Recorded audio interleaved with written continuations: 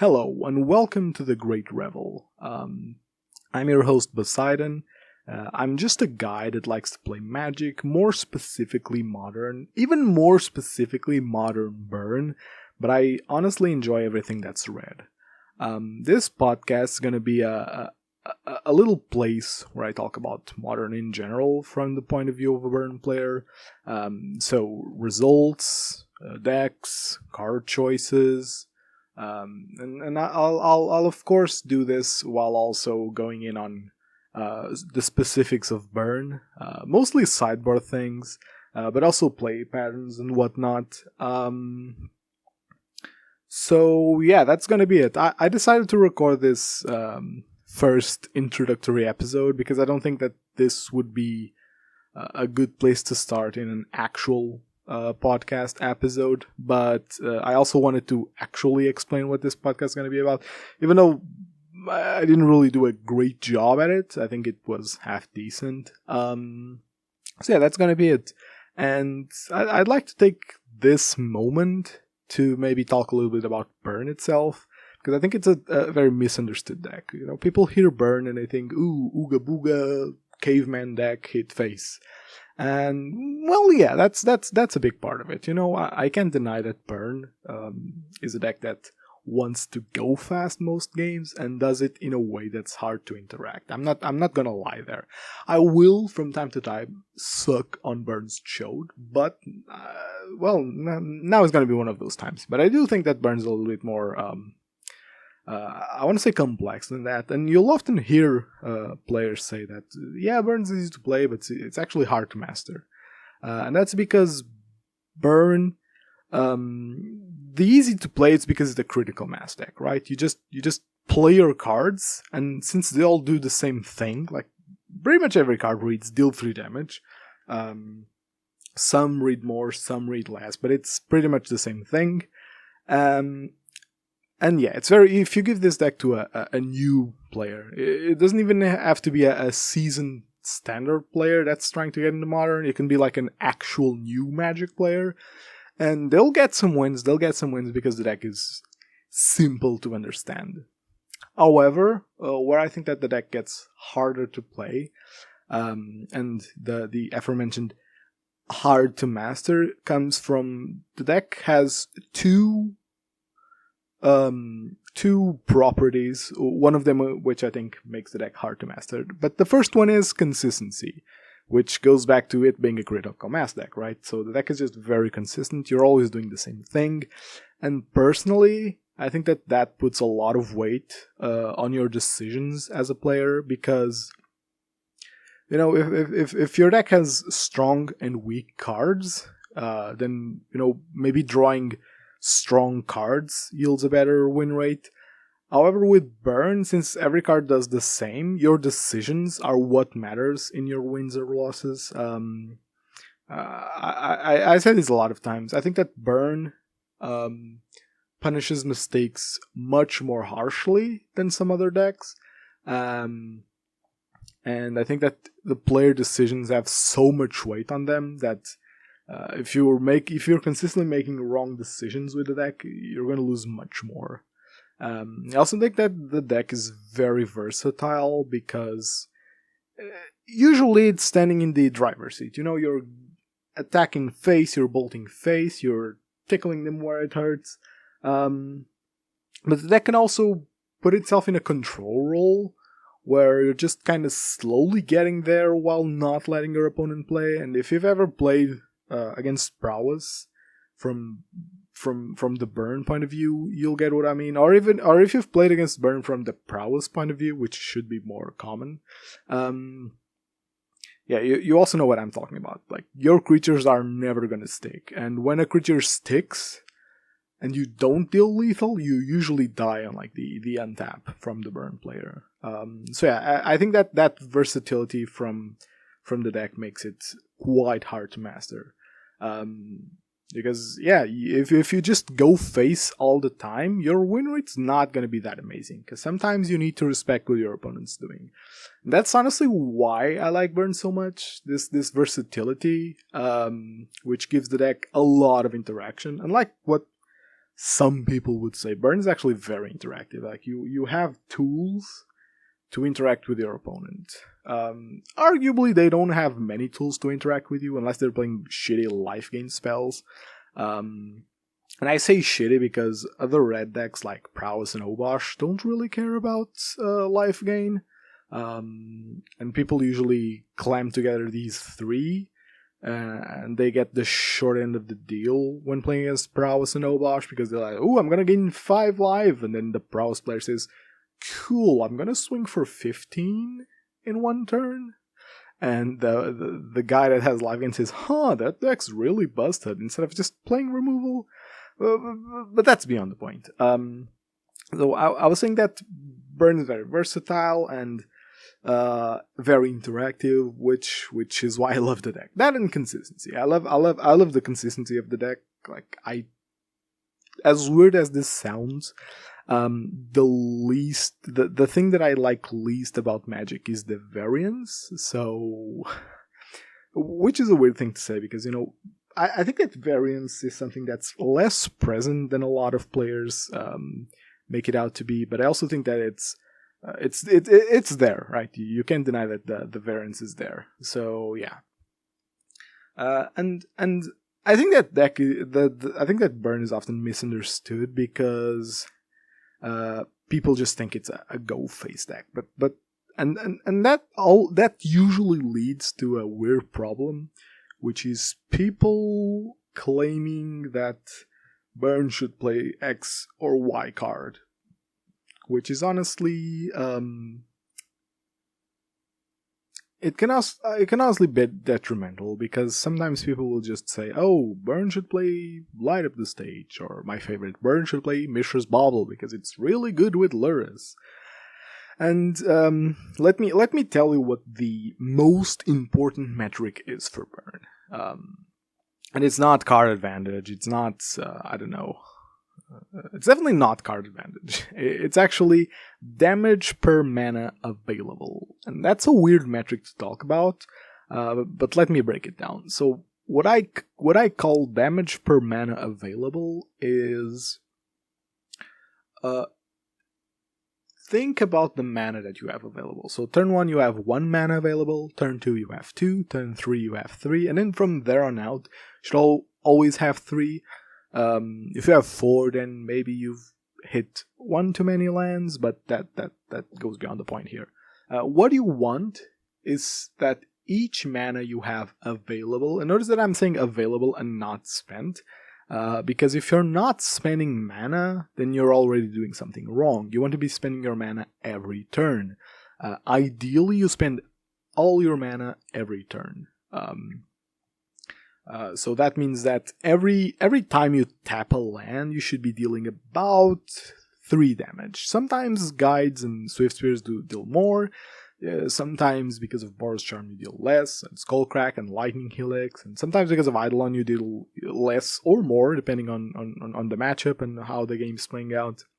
But that's the metric that you wanna optimize when you're playing Burn. And Light Up the Stage really doesn't fit that plan. You're paying 1 mana to deal 0 damage, and you're already playing Sunbaked Canyons for that, to try and squeeze out some more cards, because card advantage is still important. It's not the most important thing, and I think that people tunnel vision on card advantage when they're playing a critical mass deck, but I think that the lands, Searing Blaze and Boros Charm are what I would call the card advantage engines of the deck, and they're more than enough to keep up. And same goes for Mishra's Bauble. People like to advocate for it or there was a time when people liked to advocate for it because, the argument is, Lures is free, so you're playing Lures because it's something to do with your mana, which I agree with. I've cut Lures in the past, but I think it was a mistake. I think that the opportunity cost is so low that you should be playing it, because if you ever go to if you ever have too many lands in the game, getting Lurrus is just one extra thing your opponent has to deal with. And sure, it's removal that they have to use, and your deck doesn't really, require a lot of removal from your opponent. So it can feel a bit underwhelming. However, it does ask for 2 removal spells, so it can be enough to push some damage through. I also like to squeeze in that single Seal of Fire because it has given me games like an unusually high amount of times. But yeah, I think that Lurrus is supposed to be included in the deck. For Mishra's Bauble, though, I think that if you're putting Lurrus in hand, you're already in a tight spot. You're not playing Lurrus to grind out the game. You're playing Lurrus to maybe squeeze out that last spell out of the graveyard, or force interaction from your control opponent so that you can actually play your relevant spells and have them resolve. But Mishra's Bauble coming in the main deck, it influences this damage per mana spent metric that I was talking about, because Burn plays a lot of sorceries. It plays creatures, which are technically sorceries. It plays a lot at sorcery speed. I guess that would be more correct. It plays Lava Spike, Rift Bolt, Skewer the Critics, the Eidolons if you're playing them. So you have a lot of things that you want to be doing at sorcery speed. And also, Mishra's Ball is one of the worst top decks you could ever have, because a lot of times your last spell needs to be cast on your turn. Burn wins by inches, so if you're giving your opponent an extra turn by drawing a sorcery with your Mishra's Bauble, you're gonna lose a decent amount of games. More than you'd win if you're getting to cast your Lurrus and then playing Mishra's Bauble and then drawing off of Mishra's Bauble more than once. So yeah, I don't think that the card is worth it. I think that the card goes too much against what the deck wants to be doing. And no, Mishra's Bauble triggering Swift Spear is not a real upside. Sure, it happens from time to time, but it's not why you're playing the card. And I think that playing the card just because of Lurrus can be a trap. In this case, it is. So as for burn card choices, I think that it's fair to say that the staples of the deck, the cards that are not flexible to remove, are the 2 1-drops. I think that Goblin Guide and Monastery Swift Spear are pretty much uncuttable for the main board. Because they just provide consistent damage when they stick. They provide tempo when they don't, because they're 1-drops, so it's very hard to out-tempo them. And then I think that Lightning Bolt and Lava Spike are also permanent spells, unconditional 1 mana 3 damages, too good to pass. Personally, I'd also include Skewer the Critic, the playset, as a staple of the deck. I'm not gonna say staple, as a non-flex slot. I see a lot of people cutting Skewer the Critics, which I will do sometimes post-board if I want to play more at instant speed and don't want to be bothered with triggering Spectacle. But I do think that in the main board, the card is too good to cut. Unlike Rift Bolt, I will leave Rift Bolt out because Rift Bolt has some downsides nowadays, and I do think that Rift Bolt's downsides are enough to warrant cutting 1, maybe 2, sometimes even 3 from the deck. So yeah, I'm not going to include Rift Bolt here in the must plays. Then on to 2-drops. I'd honestly only call Boros Charm really an unconditional 4-of in the deck, because Boros Charm provides inherent card advantage. And what that means is that Boros Charm is like playing 2 shocks.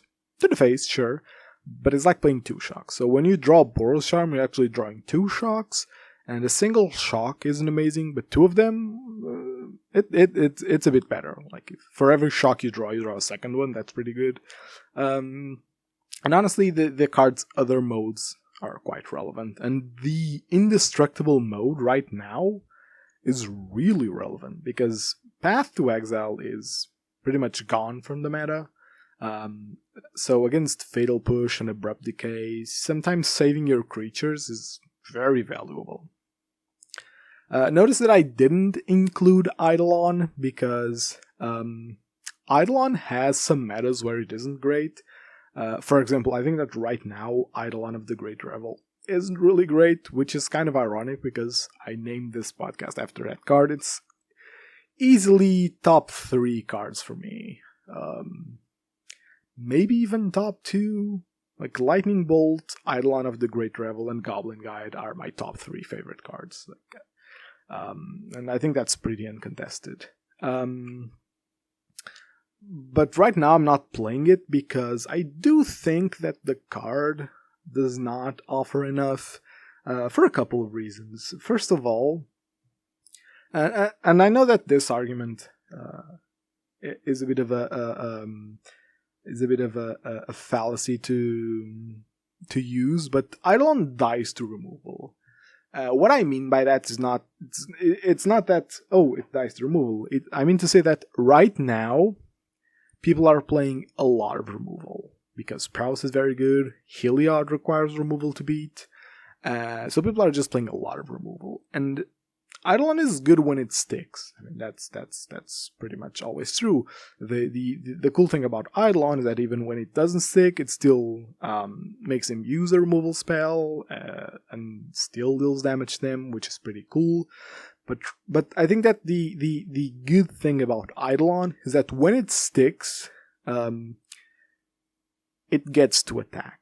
And right now, in games where it sticks, it's not attacking. Your opponents always have creatures, your opponents always have a board state. I think that the meta right now is either very creature-based or very creatureless, heavy removal-based.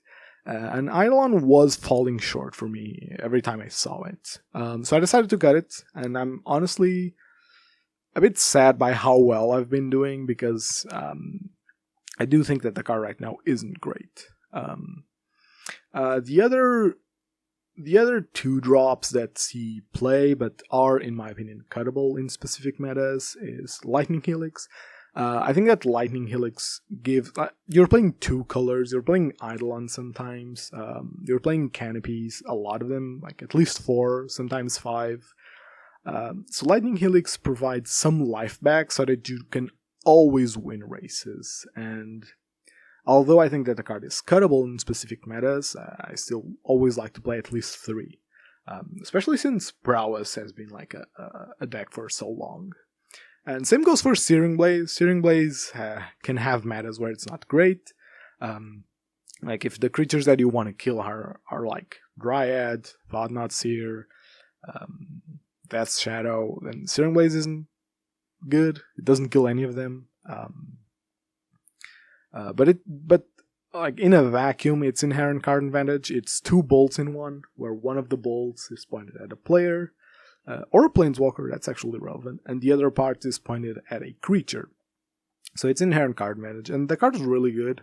I usually try to play 3, but I've defaulted to... I've actually played 0 in some metas. But yeah, I think that the card is a staple. The card is definitely really strong. But I'd put it in the flex slots. Same goes for Skullcrack. For a long time, I didn't like playing Skullcrack in the main, just because game 1, you're usually trying to be very aggressive. But then Auriok Champion became a thing that people did. Actually, it was before that. Uro became a thing that people did in game 1. And, you know, I'm in the face of Uro, my favorite sideboard tech was Surgical Extraction, because they play Uro on 3, you extract it, there it is, they have no more life gain, because control players were overestimating how good Uro was against Burn, and you often win the game off of that. But Skullcrack helped game 1, like, if you get to crack their Uro, you usually win when you untap. so that was pretty cool.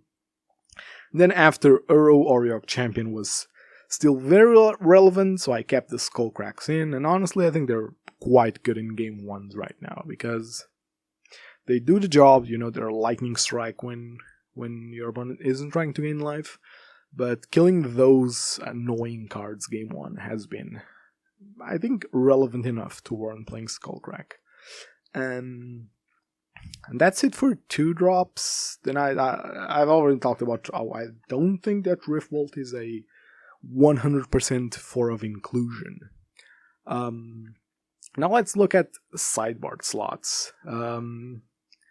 I think that Path to Exile has got to be a permanent sideboard slot. It deals with protection from red, which is very relevant in your deck. It deals with unboltable creatures. There are a couple of creatures that you really need to kill that you can't just bolt once. So Pathway, sure, it gives them a land, but that's not going to be too relevant most of the times. Whereas removing an annoying blocker or removing a key piece from your opponent is usually worth it.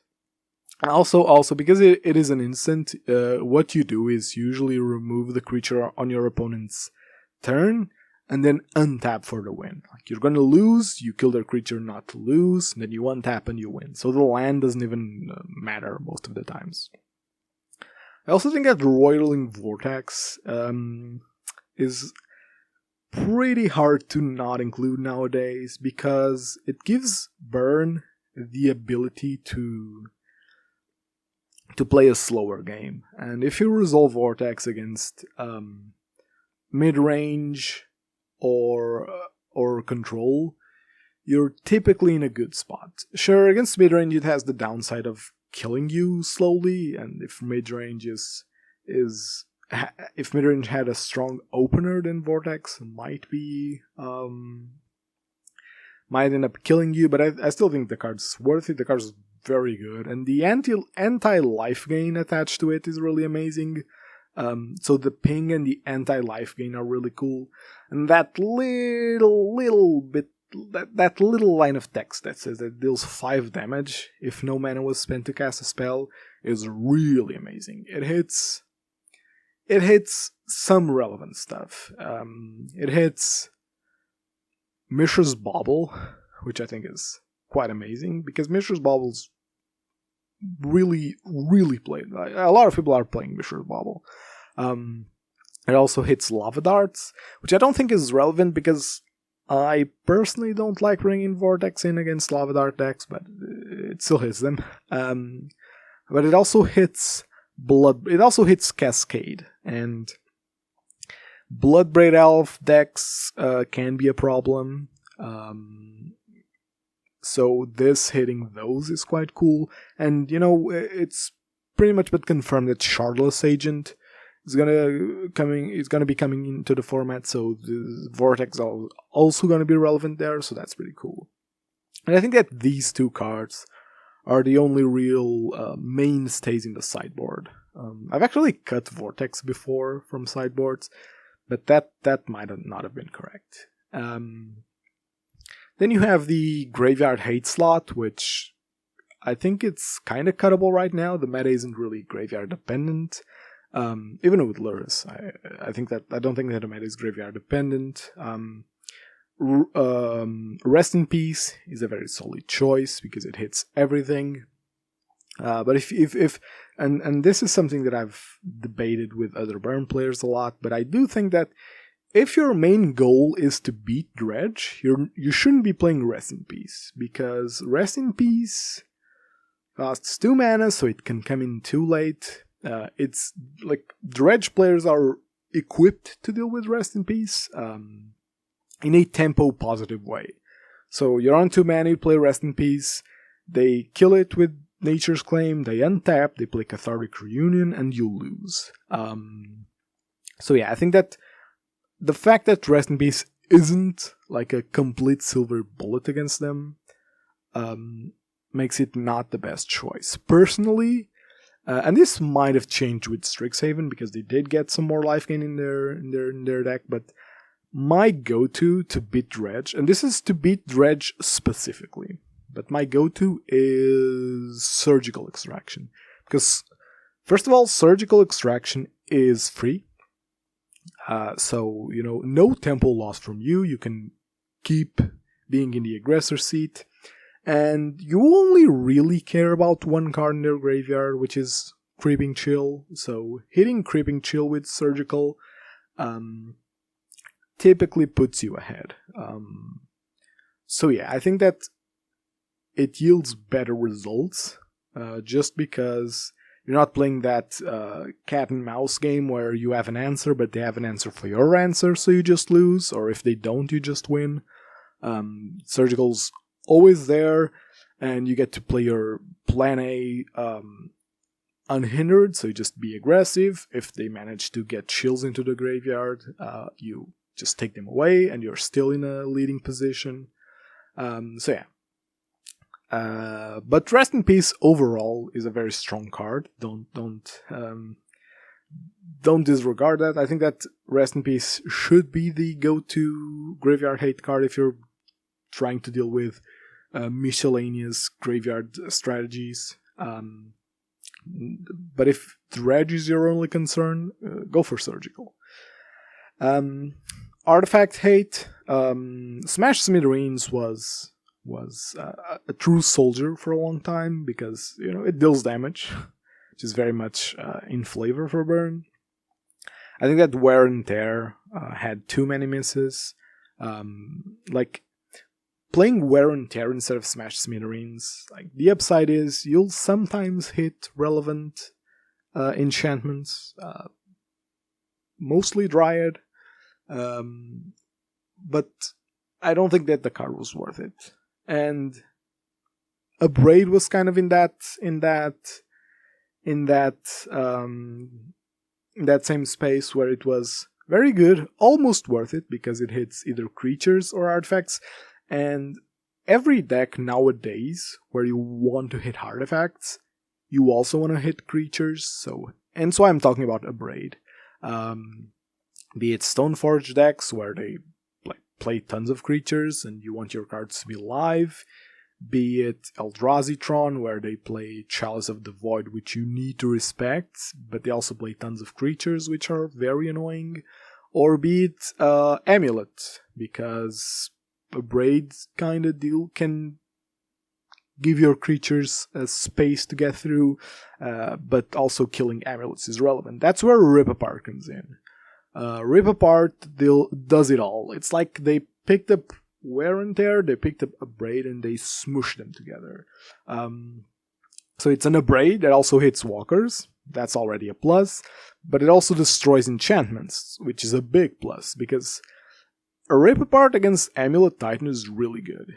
The two cards that beat you in Amulet Titan are Dryad and Amulet. And Rip Apart deals with both. Sure, it costs 2 mana, but dealing with one of those cards will typically buy 1 or 2 turns, depending on how the game is going. And I think that's very much worth it. Whereas, Smash Smithereens was very narrow when it came in, and you had the risk of it being a dead card, which I'm not particularly in love with. So yeah, that's the Artifact Hate slot. And so we have Anti-Life Gain, Removal, Graveyard Hate, Artifact Hate, and I think that those are the more popular slots. I will say that I don't think that you should play Land Hate in Burn. Not really, Molten Rains, Blood Moons, all of that. I don't think it's worth it in Burn. There aren't really any lands that you want to be turning off. You're not trying to play that disruptive of a deck. Deflecting Palm is a big one. I think the card's very good. But again, only in specific metas. And honestly, Deflecting Palm lost a lot of its power with Dryad in Amulet, because it used to be that Deflecting Palm was always hitting Amulet, because they won through combat damage. That isn't true anymore. So Deflecting Palm lost some of its power there.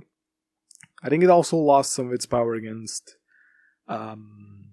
prowess, because they are now somewhat playing anti-damage prevention. So Wild Slash is somewhat common. So yeah, the Flecking Bomb doesn't work through activated Wild Slash, which is relevant. And also Shadow has disappeared from the meta, so that's also a bummer, because Palm was always great when Shadow was good. And also Charbelcher disappeared from the meta completely. I know why, but it disappeared, and Deflecting Palm was a must if Belcher was a good deck. And then we have my... this is going to be the last one I talk about, but the anti-ETB slot, which I honestly think is very relevant. Burn as a deck covers a lot of things, but what it doesn't cover is relevant ETBs. Like, you have no way of interacting with the stack, and a lot of decks do have ways to interact with the stack. So blue decks have counter spells, black decks have hand disruption. So yeah, a lot of decks have ways to deal with things before they enter. However, Burn doesn't, and decks that have ETBs are weirdly good against Burn, mainly because of that, because since you don't have a way to interact with them before they gain their advantages, you always get left behind. Hence why I was a big fan of playing Hushbringer in some metas, just because turning off those annoying ETBs like humans was a hard matchup. It got solved by that. Taxes, spirits, even to some extent Amulet Titan, because I remember bringing it in sometimes and it work pretty well. You know, if their Titan isn't grabbing lands, you're getting 1 extra turn, and 1 extra turn when you have 3 mana is a lot more than 1 extra turn when you have 2 mana or 1 mana. So yeah, I think that Hushbringer was really decent, but now I'm really high on Strict Proctor. Strict Proctor taxes Amulet much more heavily. Like, Amulet cannot play through a Strict Proctor like comfortably, and it still hits the other ETB things that people are doing. So I think that slot really covers a lot of holes.